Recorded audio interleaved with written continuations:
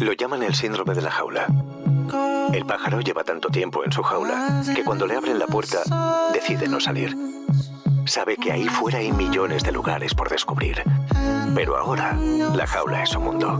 No se ha descubierto la causa de por qué afecta a algunos y otros, en cambio, son totalmente inmunes a este fenómeno.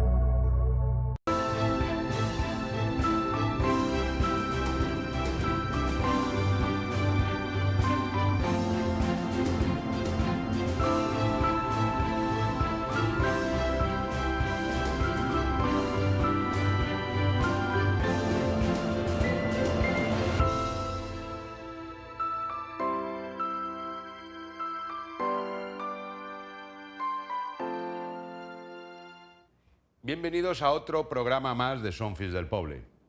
Un casino cultural o casino recreativo es un tipo de sociedad de recreo. Son clubes privados abiertos solo a sus socios que inicialmente pertenecían a la burguesía y las clases altas y estaban fundamentalmente destinados a la tertulia y el esparcimiento. No deben confundirse con los casinos de juego que no fueron legalizados en España hasta 1977. Estos casinos culturales y recreativos llegaron a España por la influencia europea de sociedades como los clubes de caballeros británicos, aunque la palabra casino es de origen italiano y significa casa de recreo en el campo. Su llegada tuvo lugar durante la transición política entre el antiguo régimen, tras la muerte de Fernando VII, y el surgimiento del liberalismo constitucional del periodo isabelino. Emergía la necesidad de espacios de sociabilidad y de comunicación entre los elementos de las nuevas clases poderosas, burguesía y los nobles. Muchos de los casinos nacieron inicialmente de los cafés de la tertulia. Los casinos eran lugar de sociabilización y recreo. Las actividades más frecuentes entre sus socios era la lectura, periódicos y libros, conciertos, bailes y los juegos permitidos como el bailar, el ajedrez, el dominó y los naipes. Debe tenerse en cuenta que los juegos de apuestas estaban prohibidos, aunque a menudo algunos casinos culturales vulnerasen la normativa. Hasta la Ley de Asociaciones de 1887, la discusión política estaba también expresamente prohibida. El origen del Real Liceo Casino de Alicante se remonta al 10 de abril de 1839, cuando un grupo de ciudadanos alicantinos, motivados por el deseo de fomentar actividades sociales, culturales y recreativas, solicitó autorización para utilizar provisionalmente el salón de la antigua Academia de Pintura como lugar de reunión del Liceo Artístico y Literario. El casino se estableció en 1881 en un edificio que era propiedad de los marqueses de Escalambre, que debe a la explanada y a la calle San Fernando. En 1898 el arquitecto Guardiola Picó procedió varias reformas en su interior y exterior, y en 1905 se realizaron mejoras en el salón de billares, biblioteca y se construyó la escalera imperial, obra de Fajardo. El interior del Real Casino estaba decorado con pinturas de destacados artistas alicantinos, desde Parrilla a Heliodoro Guillén o Lorenzo Casanova. ¡Arrancamos!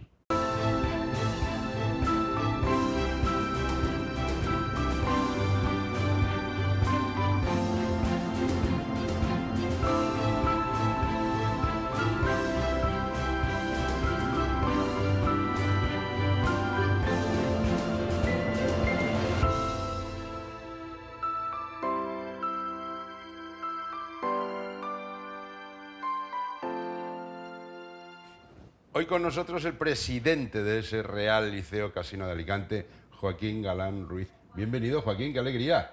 Bueno, estamos aquí a ver y hablar de nuestro casino de Alicante. De nuestro casino de Alicante. La verdad es que el casino, la ubicación que tiene ahí en la explanada es preciosa y esa fachada con todo es muy bonito, ¿verdad? Sí, bueno, además es el edificio, yo creo que más emblemático de Alicante, pero yo te diría de la Comunidad Valenciana. Sí.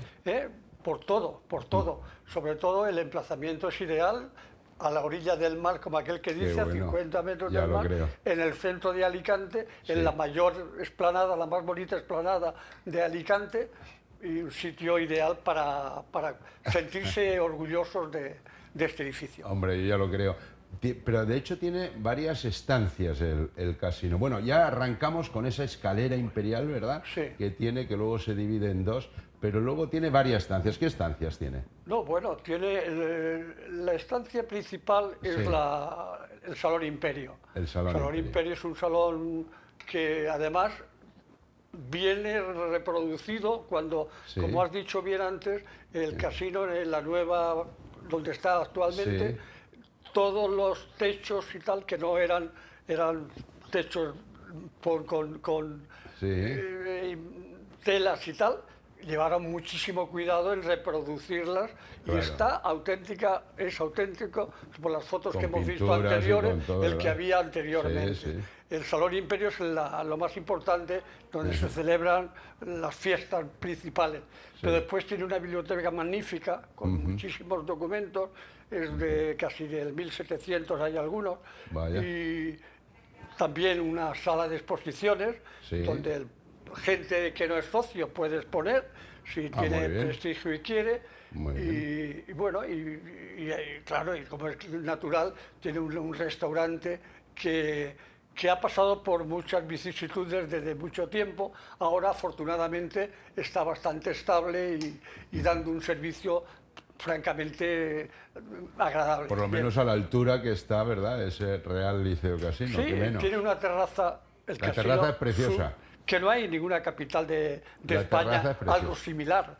Estar en esa terraza por la tarde tomándote una copa, con el mar a 2 pasos y viendo a la gente pasear por la explanada. Sí, De sí, vez en sí. cuando tenemos problemas con el kiosquito de música, porque claro, si tenemos algún acto allí y Se ellos oye. también, Ah. prácticamente tenemos que Sí, sí. casi llevar mucho cuidado, porque los dos a la vez no podemos estar. No, pero la terraza está muy chula porque además es una terraza amplia, es una terraza ancha Sí, sí, sí. y estamos Todo a lo que un es la primer fachada. nivel, a una primera altura, Sí, que todo lo que es además la tienes fachada. todo viéndolo Sí, sí. y es Sí. maravilloso. Pero sí que es cierto lo que comentas de alguna actuación, porque yo, en fin, yo en vuestro Real Liceo Casino he estado varias veces en diferentes tipos de actos y por supuesto que uno, por ejemplo, es las actuaciones allí en el Salón Imperio o incluso las presentaciones, ¿verdad? Muchas Bueno, sí. presentaciones de Ahí hacemos. libros o de personas o de Sí, lo que nosotros sea. no hay que ser socios para eso tampoco. Sí. Eso también convendría dejarlo claro. Ah, muy bien, claro. Cuando se me propone a mí la junta anterior de la que yo estaba, Sí. que tendría que pasar a la presidencia, les dije a ellos, y después lo dijimos en una asamblea, que si que iba a ser yo presidente, quería que el edificio emblemático del Real Liceo Casino Sí. perteneciese más a la ciudad, que el Sí. socio fuera el socio y que dijera, queremos que disfrute el ciudadano con actuaciones culturales, pintóricas, musicales, sin necesidad de ser socio. Sí. Y eso fue lo que me animó a ser presidente. Afortunadamente ha sido un éxito. Ayer domingo tuvimos una junta de Sí. socios y explicamos a la asamblea de socios Sí. lo bien que está funcionando ahora tanto la restauración como la aceptación de gente Muy a bien. los actos culturales. Tenemos la Orquesta Virtuosos Mediterránea, Sí. que así la hemos descubierto nosotros, Sí. una orquesta magnífica Sí. que dirige Gerardo. Gerardo, sí. Un músico Un estupendo, gran amigo también. muy conocido. Bueno, que tiene ya una aceptación. Sí. Tenemos ahí 2 conciertos fijos de ellos, uno en verano y otro el de Navidad, que metemos 150 personas y un sofá. Sí. Bueno, y al tenor Jorge Páez también, que cada 2 por 3 bueno, está... no, y actos que ahora culturales, mismo, algo de música, conjuntos pequeños también vienen. Nos explican, y además pues, normalmente se suele cobrar solamente una cantidad de si hay algún gasto, algún suplido, hombre, que menos, claro. algún suplido. Pero el casino ahí no suele... Pero yo, por ejemplo, quiero presentar un libro, quiero cantar una canción, quiero hacer una exposición de mis pinturas, quiero presentar lo que sea.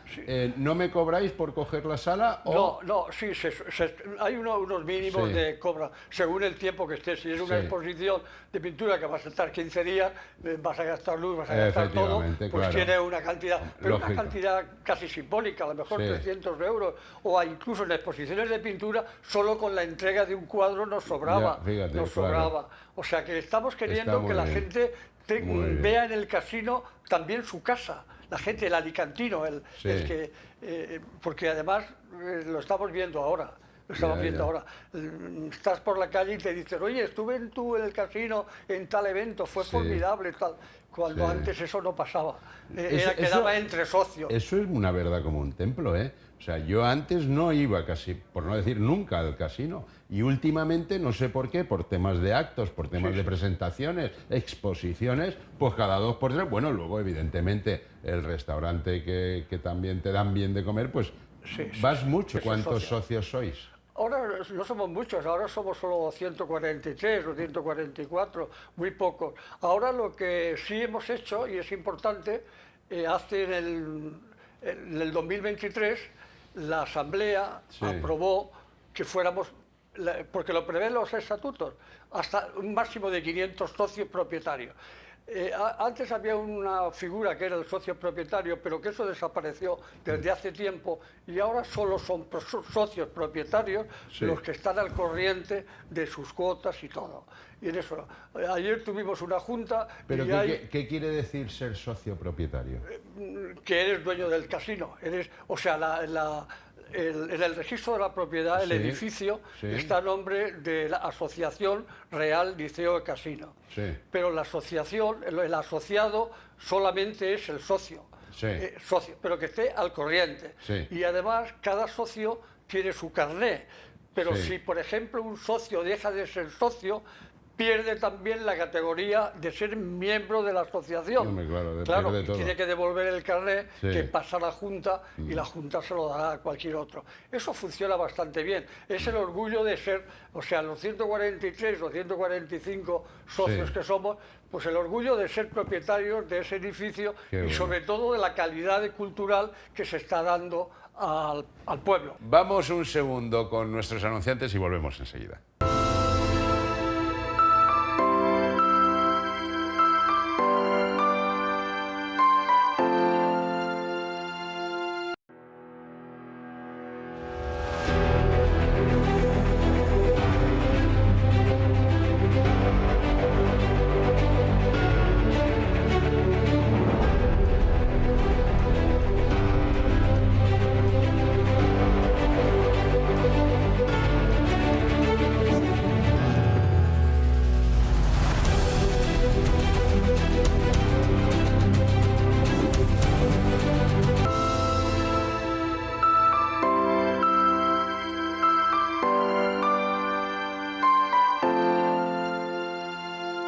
Seguimos con Joaquín Galán. ¿Y qué más te faltaba por decir del casino? No, solo si acaso que tengo mucho interés. Yo he sido jugador desde muy joven y desde el año pasado ya empecé a intentar promocionar el juego del ajedrez. Qué bueno. Y tenemos, ahora estamos haciendo torneos en casino. No hay que ser socio. Yo me puedo apuntar. Te puedes apuntar perfectamente. Yo era campeón de ajedrez cuando era jovencito. ¿Ah, sí? Del instituto mío. Bueno, pues ahí estamos haciendo torneos y además con maestros acreditados estamos dando cursos que se cobra una cantidad pequeña, para los gastos de ellos. Clases sobre aperturas, finales de partida. Bueno. Pero eso es bueno también. para los críos y todo es para bueno los críos también. y para los mayores Sí, que hemos sí, jugado sí. y queremos recordar. Sí, sí. Y estamos también ahora, también haremos en el próximo año, estamos con unos guitarristas de prestigio intentando, solo para socios, eso sí que solo para socios, de los 100 y pico personas que tenemos ahí, hay por lo menos 20 y tantos que han sido guitarristas de jóvenes, pero que no tocan la guitarra ni tienen posibilidad de hacerlo. Entonces, hablando Hungría con algunos de ellos, pero ¿por qué no os preocupáis también de recordarnos cosas pasadas y tal? Sí. Y estoy en contacto con dos buenos guitarristas y vamos a intentar dar clase, un día a la semana por lo menos, o dos, a guitarristas, a personas que ha tocado la guitarra y que ya casi no tiene oportunidad de tocarla. Y eso estamos muy ilusionados. Cada vez ampliando más ese abanico de posibilidades. Claro, estamos hablando efectivamente. En la entradita, fíjate Joaquín, en la entradita contaba yo que incluso temas políticos no se podía hablar. El otro día estuve precisamente la semana pasada en la presentación de un grupo político allí, sí, en el casino con un grupo municipalista, o sea que eso es buena señal, que también se dé voz a la sociedad. Todo esto te lo vengo a decir porque tú eres uno de los que arranca UCD, bueno, Unión de Centro Democrático. Fue uno de los fundadores de UCD, porque yo era el presidente del Partido Demócrata Cristiano en Alicante, que formamos parte de la coalición de la UCD. La UCD no era un partido solo, era una coalición de partidos. Estaban los democristianos, nosotros, que éramos nosotros, estaban los socialdemócratas, que era Luis Gavi, por citarte, y Luis Berenguer, por citarte algún nombre. Estaban los liberales, Paco Zaragoza. ¿Estamos hablando de qué año? Estamos hablando de el 72 o 70, después de las elecciones, de las primeras elecciones democráticas. Y ya después he hecho la UCD, fui, claro, como fue la primera legislatura, fui y soy diputado constituyente. De momento de Alicante, de salida, solo quedamos Antonio García Miralles y yo. Antonio García Miralles, que fue presidente de las Cortes, del Partido Socialista, y yo por la UCD, los dos que quedamos. Hay un tercero, que es Juan Rodríguez Marín, que sustituyó a Paco Zaragoza, pero ya entró de relleno, pero también es constituyente. Pero vivos desde la primera legislatura quedamos Antonio y yo. Pero bueno, eso tiene que ser un honor brutal. Ser miembro Hombre, la verdad del que es un orgullo haber sido constituyente, porque además nosotros, yo estaba dentro del grupo democristiano, pero muy en contacto con los que mandaban, con Íñigo Cabero, que fue ministro, con Fernando Álvarez de Miranda, que fue presidente del Congreso, Óscar Alzaga, un gran político, y yo también. Y tengo el orgullo de haber participado en la creación de la Universidad de Alicante, que a veces tengo un poco de dolor con el restaurado de la universidad, porque eran unos momentos donde queríamos crear la Universidad de Alicante. Íñigo Cabero, entonces, muy amigo y miembro del patronato de Fundación Humanismo y Democracia, donde yo también quedábamos juntos en el mismo patronato, había una amistad importante. Entonces, yo forzaba a Íñigo a que creara la universidad. Entonces Íñigo lo único que me decía es, mira, tráeme esto aquí, estas cosas, datos que me faltan, porque el ministro de Hacienda, Paco Fernández Ordóñez, entonces, que también fue de la UCD, se oponía porque decía que Alicante, con la de Murcia y con tal, tenía bastante y tal. Yo decía que no. Entonces me venía al gobierno civil, donde estaba Luis Romero, era el secretario entonces y tal, y decía, Luis, que me pasa esto. Sí, te lo paso enseguida. El martes cuando te vayas se lo lleva. Y Luis me recogía todo y ahí digo, toma, tal. Sí, pero es que ahora me piden no sé qué tal. Así estuvimos muchos meses, hasta que un día vienen unos italianos, unos demócratas cristianos italianos, Andreotti y Fanfani y tal, y vamos a comer. Y habíamos quedado en la Castellana, en un restaurante que hay arriba, el piso de arriba, y cuando estoy subiendo por la escalinata, viene Íñigo, también coincidimos los dos para ir a la misma comida, y me dice, Joaquín, vas a tener la Universidad de Alicante. Sí, ¿qué me estás diciendo? Pues sí, que se ha aprobado en la Junta de sus secretarios. Y me dijo más, nos vamos a reunir el Consejo de Ministros ahora. Ellos no pueden salirse del Consejo de Ministros. Dice, yo me saldré del Consejo de Ministros cuando se apruebe, ten la televisión preparada o ten la radio preparada, y entonces salgo, te digo que la universidad y das la noticia. Y no es por nada, ¿tienes algún reconocimiento allí en la Universidad de Alicante? ¿De qué? Un reconocimiento de la universidad gracias a tu gestión. Bueno, no, lo que hicimos fue, claro, después, cuando unos días después, estoy atento, me llama, yo estoy hablando con Hipólito, Vicente Hipólito, y le digo, esto ocurre, ¿qué me estás diciendo? Vaya notición. Hombre. Y le digo, cuando me llama Íñigo, que se sale del consejo, que no lo puede decir, porque eso lo tiene que decir al final de todo, se sale de la reunión esta, y me dice, Joaquín, tienes la universidad de Alicante. Qué bueno. Y yo le digo, salgo en directo en la televisión, en la radio, y lo cuento. Y al día siguiente, incluso, la verdad, saca una noticia, el premio gordo en Alicante. Hombre, y tanto que el premio gordo. Y Íñigo, lo único que yo quería es que se le hubiese reconocido, pues, doctor honoris causa como tal. Y cuando se lo propuse a la secretaria, que era entonces la hija del que era entonces decano de Elche, estuvimos intentando que la universidad le reconociera por lo menos este derecho, y no se le reconoció porque había una oposición de algunos de los... Esa cosa hay que tener cuidado de a ver si te quito la universidad. Exactamente, porque la explicación que me dieron de la oposición es porque Íñigo era catedrático de Derecho Constitucional y podía ser que mañana quisiera quitar, por eso te quiero decir. Cosas un poco raras.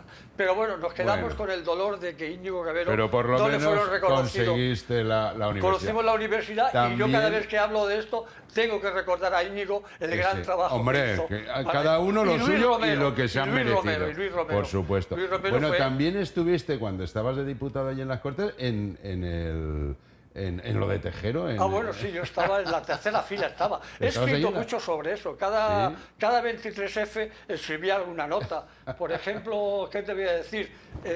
Cuando termina ya todo el mare magnum ese, hay un poco más de silencio, estaba todo más callado, yo levanto la mano para ir al servicio y salgo, abajo me está esperando un guardia civil con su mosquetón y todo. Y me dice, ¿dónde va? Digo, quiero ir al servicio. Vamos ya. Y voy saliendo. Que tú estabas como casi Tierno Galván, ¿no? Que estabais ahí... No, estábamos, claro, presos. Estábamos ahí sin poder movernos. Pero este hombre me acompañó. Y cuando salimos del patio, del pasillo, y entramos al otro para esto, me dice, ¿usted es de la UCD? Sí, eso me sorprendió. Tenía una insignia que me había regalado Luis Carlos Américo una vez de la UCD.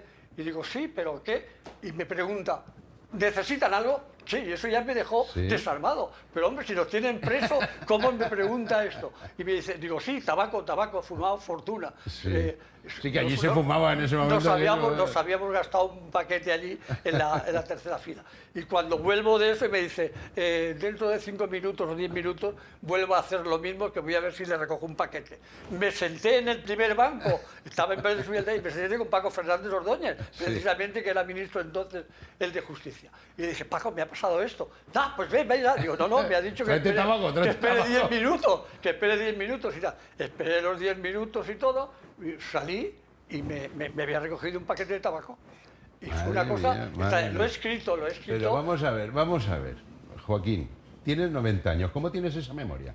¿Cómo tengo qué? Esa memoria.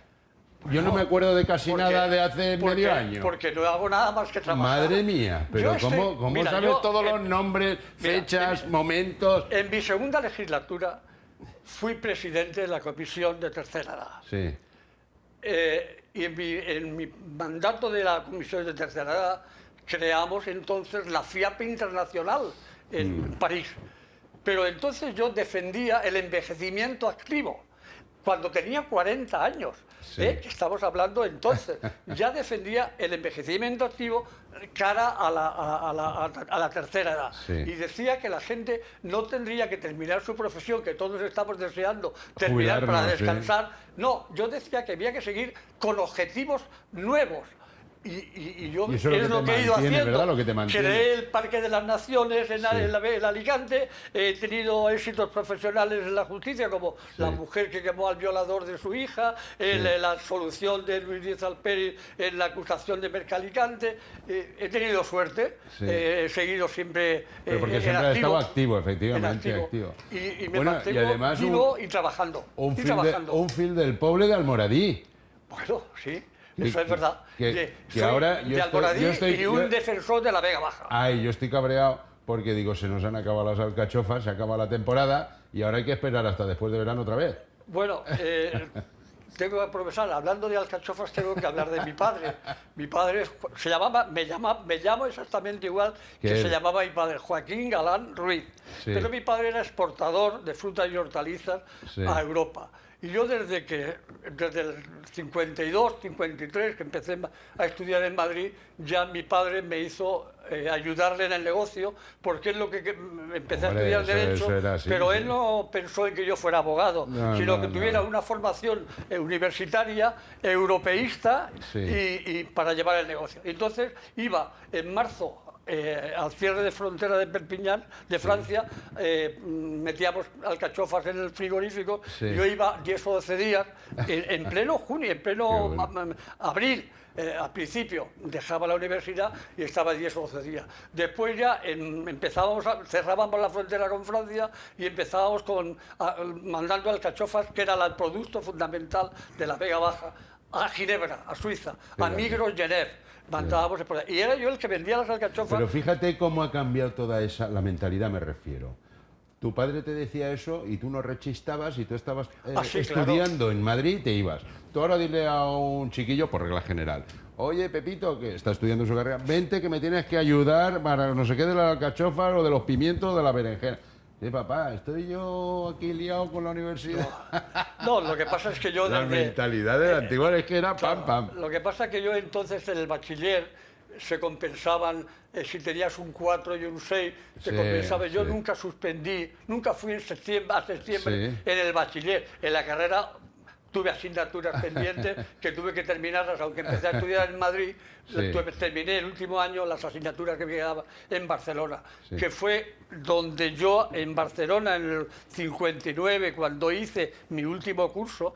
Yo soy licenciado por Barcelona, cuando tuve 5 años estudiando en Madrid. Pero en Barcelona contacté con abogados de la Agrupación Internacional de Jóvenes Abogados. Contacté con ellos. Cuando terminé en Barcelona, hice unas prácticas en un despacho, que esa es otra historia, y me vine a Madrid porque las prácticas de milicias universitarias me mandaron a Getafe. Y entonces me vine a Madrid a trabajar como abogado para hacer las prácticas. Y en ese momento estuve en un despacho muy importante, era sobrino del fiscal jefe de don Paco Segrelles, que se llamaba Vicente Segrelles Chillida. Estuve allí mucho tiempo de abogado. Y entonces, estando ya de abogado allí, me casé en el 63, me vine a Madrid, a Alicante, abrimos el despacho que tenía en Madrid, lo abrimos en Alicante, y por la experiencia mía que tenía con Europa, creamos con un grupo la Agrupación de Abogados Jóvenes de Alicante. Fíjate, que fue un éxito. Los abogados nos volcamos en la transición. Estoy haciendo ahora la historia de todo ese tema, la estoy escribiendo, la presentaremos bueno, pues sitio. Quiero que a nosotros, a 12 Televisión, nos llame para ir a verlo. Tuvimos la suerte que los abogados, en la primera asamblea, reunimos casi 100 abogados en Alicante para ese proyecto. Y ya una ilusión tremenda en vender se crea en el 72, el día de mi cumpleaños, el 28 de abril, para que quedara constancia de cuando creamos la Agrupación de Abogados Jóvenes de Alicante. Qué bueno. Y hasta el 75, que muere Franco, estamos defendiendo por los pueblos el derecho, el Estado de Derecho y la libertad y la democracia. Te tengo que invitar otro día a otro Sonfis del Poble, porque te queda un montón de historia que contarme y se nos acaba el tiempo. O sea que muchas gracias por venir a Sonfis del Poble. Bueno, tu televisión y vuestra dirección, le agradezco las atenciones que están teniendo con el casino, sobre todo, y con la persona mía también, porque este momento, pues...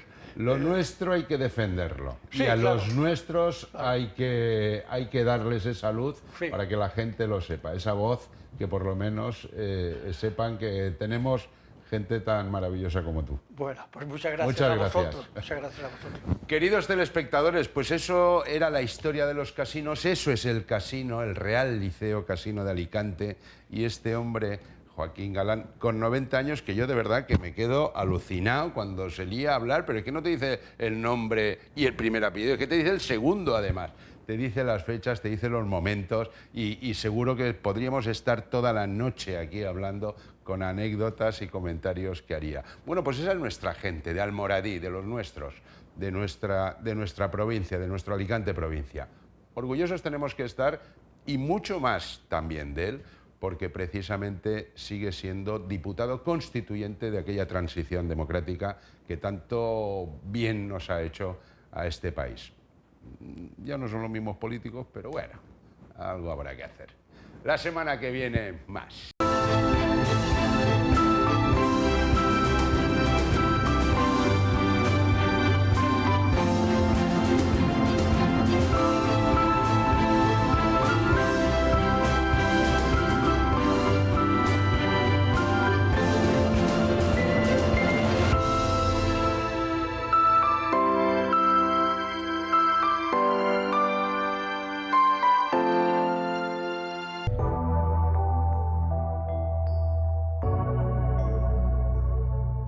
Lo llaman el síndrome de la jaula. El pájaro lleva tanto tiempo en su jaula que cuando le abren la puerta decide no salir. Sabe que ahí fuera hay millones de lugares por descubrir. Pero ahora, la jaula es su mundo. No se ha descubierto la causa de por qué afecta a algunos y otros, en cambio, son totalmente inmunes a este fenómeno.